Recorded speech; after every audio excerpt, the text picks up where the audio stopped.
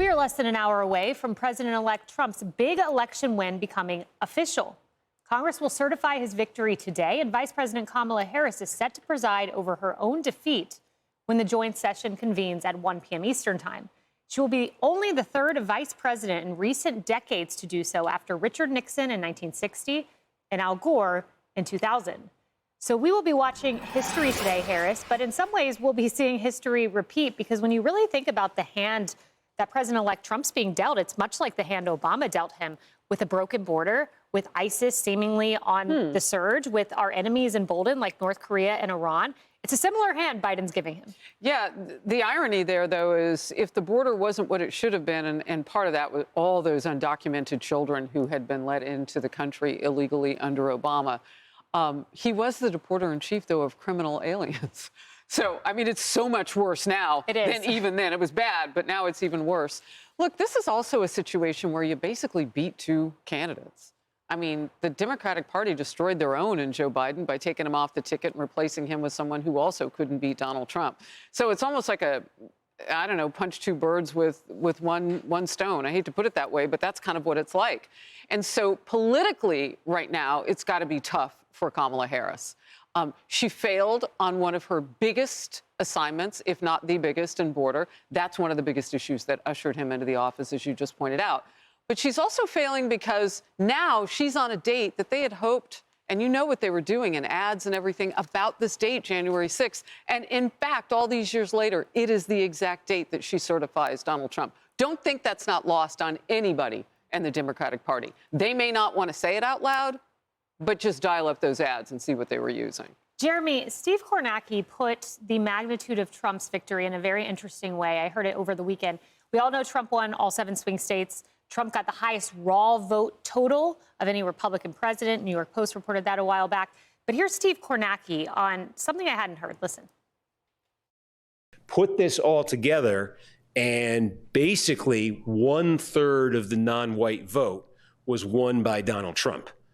And as a share of the overall of Trump's overall coalition nationally, there's never been a Republican presidential candidate whose coalition percentage-wise has been as the non-white concentration of that coalition has never been as high in a presidential race as what we're seeing right here in 2024 with Donald Trump.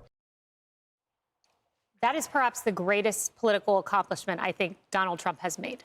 That's exactly right. I mean, this was historic for so many different reasons, not just the 78 million, nearly 78 million votes that he tallied for himself. And as you said, you know, the Republican with the highest raw vote total in history. But to be able to build the coalition that he has built, people saying, look, everyday Americans matter. That's been President Trump's message, and he's been putting America first, and that's why he's seen this really historic election. But there's also some other history being made today that I didn't want to miss this moment for those on the left who are obsessed with identity politics.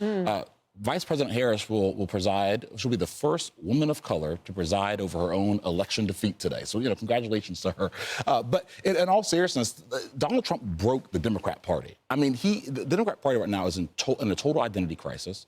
They don't know if they're going to go back to try to double down on the lawfare and try to double down on the identity politics, or some are trying to be a little bit more introspective. But the bottom line is that they don't know which way to go because they've realized everything they've tried has failed. Yeah, it has. Fareed Zakaria commented much on what Martha said, the global shift that we've seen. Let's listen to this. Countries with more than half of the world's population went to the polls last year. And the basic message they sent to their governments was one of dissatisfaction and anger with the status quo. Their frustration, however, seemed to be particularly focused on the party that has traditionally been identified with big government, the left. Almost everywhere you look, the left is in ruins. In the U.S., of course, the breadth of Donald Trump's victory, nearly 90% of counties in America moved right, suggests that it is very much part of this trend. The crisis of democratic government, then, is actually a crisis of progressive government. People seem to feel that they have been taxed, regulated, bossed around, and intimidated by left-of-center politicians for decades, but the results are bad and have been getting worse. Here's what I think he left out, Emily. This is not just a shift from left to right.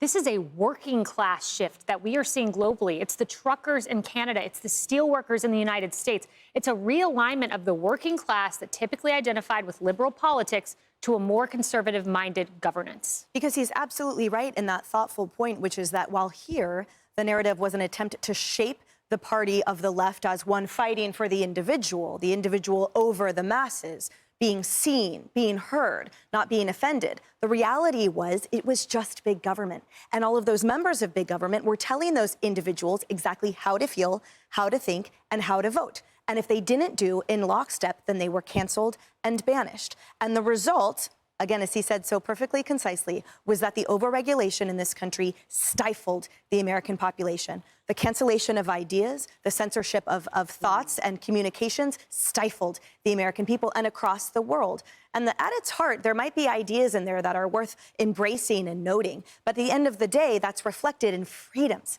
That's reflected in freedoms of thought and speech and voting and attending schools and the discourse in schools and the like. But all of that was veiled under the censorship and cancellation of this government, the big government. So, yes, he's absolutely right. The people have spoken. And now, thank goodness, today marks the first step or the next step in reclaiming that power and the freedoms of the American people. And Martha, now how does Trump manifest this? There was some news this morning where last night he said he wants one big, beautiful bill. Then with Hugh Hewitt this morning, he said he's okay with the two-part bill so long as things happen quickly. It will be very interesting to see if we get one or the two-step process. Well, the returning president knows he has to get results quickly, right? I mean, you look back at the first term and there were questions about the first legislation that was taken up and whether or not it was the right way to go. They have a lot of pressure to get this right in the first 100 days, and I think there's every reason to believe that they're going to.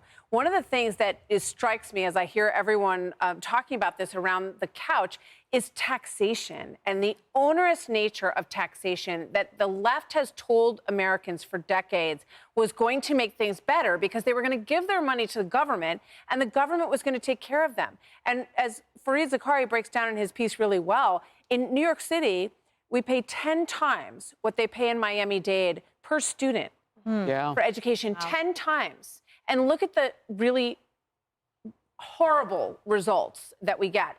So I think Americans are waking up. They're saying, you know what? I'm tired of my tax money getting sucked in and not producing results. They like the idea of DOGE. And I think you have to give Elon Musk a lot of credit for forcing this issue, for saying, no, we're going to make things more efficient.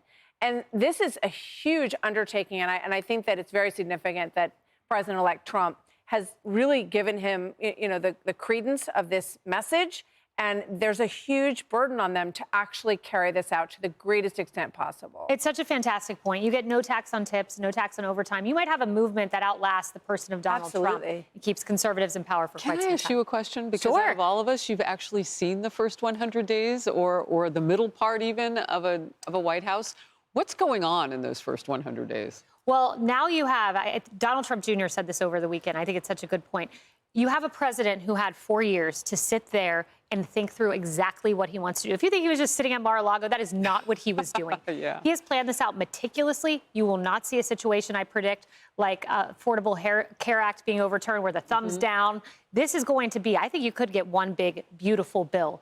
A Republican Party that comes in full steam ahead, all the creases ironed out, and you might have the greatest political bill in history should they do one bill that hits border, energy, and taxes. Yep. We'll see. I Bold love that predictions, optimism. but we'll see. The Mar-a-Lago planning will go a long way. Hey, everyone. I'm Emily Campagno. Catch me and my co-hosts Harris Faulkner and Kaylee McEnany on Outnumbered every weekday at 12 p.m. Eastern, or set your DVR. Also, don't forget to subscribe to the Fox News YouTube page for daily highlights.